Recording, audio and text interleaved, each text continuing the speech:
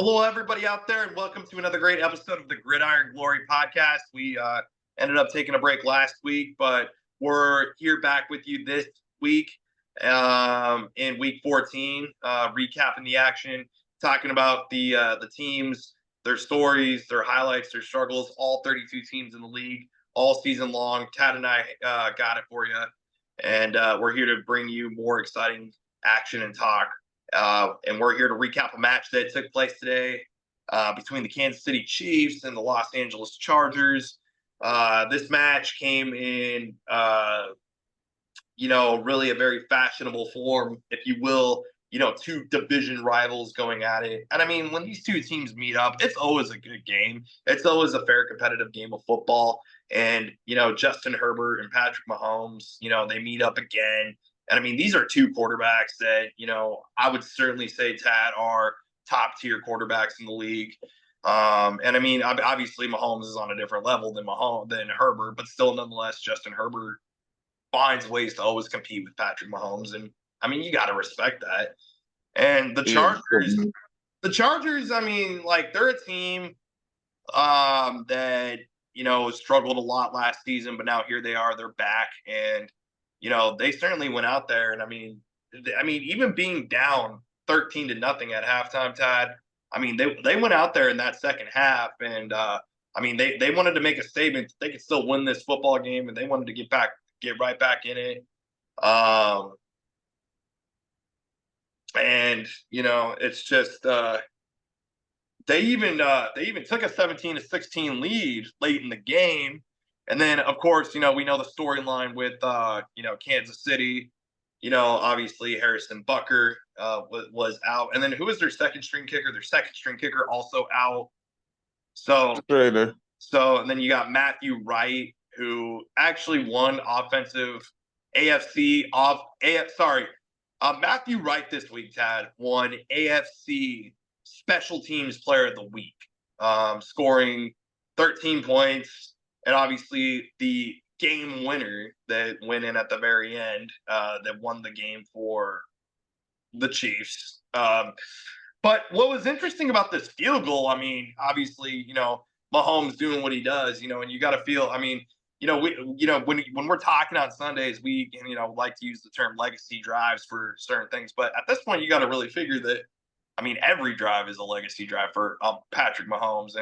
And it was certainly another legacy drive once again as time expired on the clock. Matthew Wright kicks the field goal. It hits the left goalpost and then it doinks in. It was just like crazy how that field goal went in. Yeah, Tad, what were you thinking in that moment when that occurred?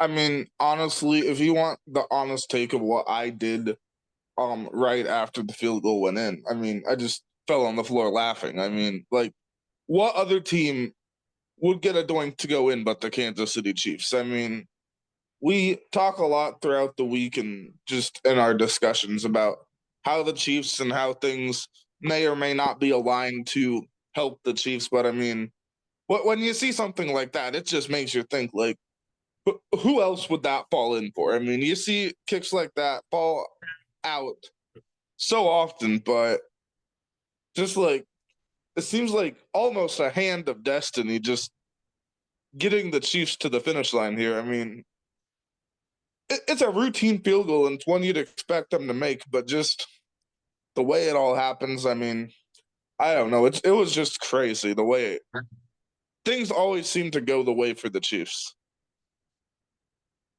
Yeah, it's funny that you bring that up because I even saw a post on the Sports Troll on Facebook. It was I wish I could show it right now, but I'm using the camera device that I had it on. But it was essentially like a post of holding calls simply cease to exist when you're playing the Chiefs, and there was like a picture of right tackle got a pretty hard hold, and it didn't get called. So, I mean. But I mean, I don't know. That obviously could have been any kind of image, and it could have been distorted or whatever. Sure. You can't really trust what you see on Sports Troll or whatever. But it's funny. It was a comedic gesture. So, I mean, yeah, the Chiefs, they're 7-0 at home now, and I mean, they know how to defend Arrowhead Stadium very well, and that's going to play a crucial part in the playoffs.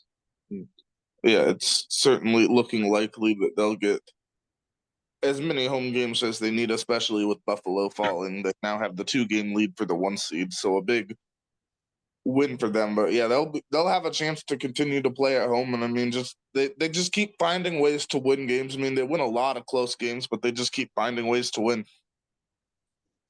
Yeah, they keep finding ways to win.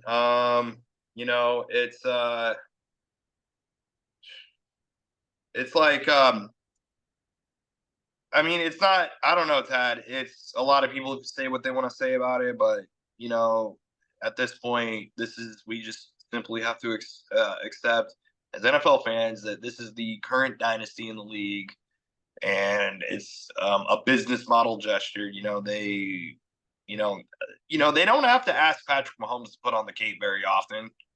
Like, but with Josh Allen, he has to wear it to the game every game. Yeah. So I mean, it's difficult to win in the NFL, but I mean, this is a team that finds ways to do it week in and week out. And the Chargers. I mean, kudos to them. Not a super flashy day from Justin Herbert, 21 of 30, 213 yards, a touchdown. He didn't throw any interceptions, so I mean, it was just really hard for the Chargers to really get something going there in the first half. And I mean, I don't know if it was you can put this on Justin Herbert because they got it going too late. It's just honestly what happened in this game, Tad, is Patrick Mahomes led a clutch drive late in the game, and Matthew Wright kicked a clutch field goal.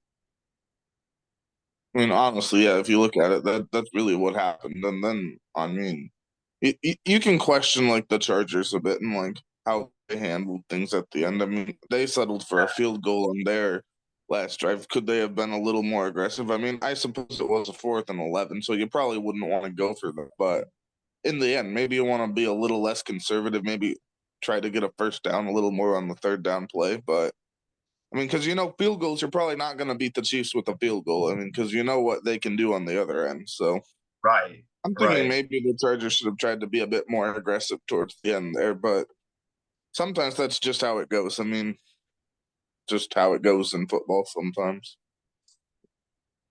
Just how it goes in football, right? I mean, it's hard to win in the NFL, and yeah, I mean, I don't want to discredit. I mean, Gus Edwards, 36 yards, a touchdown. That's pretty solid.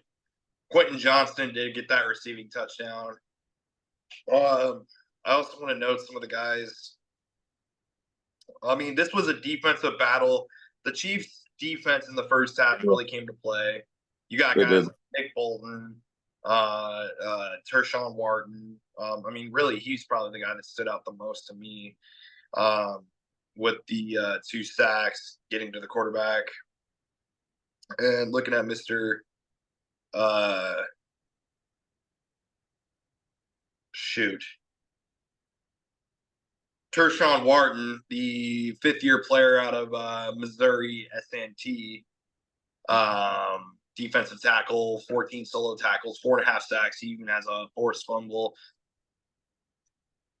The 26-year-old, 6'1" player, 280 pounds, defensive tackle. Yes, Tad. Where would you rank Tershawn Wharton amongst defensive tackles in the league? To me, I'd say he's a veteran, if nothing else. I mean, it seems to me he hasn't done a whole lot. He had a solid game for sure. I just haven't seen a whole ton from him throughout his career, especially. I mean, this is definitely the most he's done, especially with the sacks. He's got a career high in sacks this year, approaching a career high in tackles. So we'll see what he can do, but it'll be interesting to see what they get out of Tershawn Wharton. Yeah. And I mean, for the Chargers, I mean, there's in a competitive AFC West with Denver, and it's going to be a tight battle for that 6 and 7 seed going down the stretch. A win that the Chargers needed. Disappointed you didn't get it. So, but keep your head up if you are the Chargers. Next week, you host the Tampa Bay Buccaneers at home. That's a good chance to go 9-5 there, though it will be a dicey game. And for the Chiefs, I mean, yeah, on the road against the 3-10 Browns. So yeah, yeah, the Chiefs are cruising. They might not lose another game all year. Chiefs could probably go into the playoffs with literally one loss. I could see it. So yeah, there you have it. I mean, just a tough break for Chargers fans, but keep your head up. And then yeah, Chiefs win 19-17. I didn't really have any other final thoughts or takes on this game. I think I'm good. Thank you guys so much for watching the Gridiron Glory podcast. We're covering all 32 teams all season long. Be sure to like, subscribe, and follow. This is the Gridiron Glory.